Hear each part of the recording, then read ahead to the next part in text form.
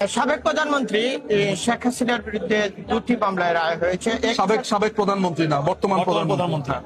হ্যাঁ, যে ক্ষমতাচ্যুত উনি। না, কিসে ক্ষমতাচ্যুত? কিভাবে ক্ষমতাচ্যুত হয়েছে? কিভাবে ক্ষমতাচ্যুত হয়েছে?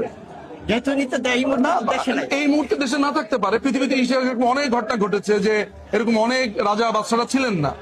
বাংলাদেশের সশস্ত্র বাহিনী মাননীয় প্রধানমন্ত্রীকে একটি নিরাপদ স্থানে স্থানান্তরিত করেছেন। আপনি আমাকে সংবিধানের আলোকে বোঝাতে পারবেন উনি ক্ষমতাচ্যুত? আমাকে সংবিধানের আলোকে বুঝতে পারবেন উনি সাবেক? বোঝান, তাহলে আমি আপনার সাথে একমত হব না। আপনিও তো বাংলাদেশের নাগরিক, তাহলে আপনি বাংলাদেশের সংবিধান মানেন না? মানেন তো? তাহলে মানলে আপনি আমাকে সাবেক বলেন কেন? উনি কি পদত্যাগ পত্র জমা দিয়েছেন? এখন আপনাকে যদি ক্যাপচার করে একটা জায়গাতে অ্যাবডাক্ট করে রাখে, ধরা যাক যে আপনি এই হলের মালিক, আপনাকে আমি অপহরণ করে 10 দিন কোথাও রাখলাম, তাহলে কি যে লোকটা অপহরণ করেছে সে মালিক হয়ে যাবে? তাহলে আপনি আমাকে এটা বলবেন, আপনি সঠিক প্রশ্ন করেন, সঠিক উত্তর পাবেন। আচ্ছা, আপনার কাছে সর্বশেষ প্রশ্ন। না, প্রশ্নটা করেন আবার।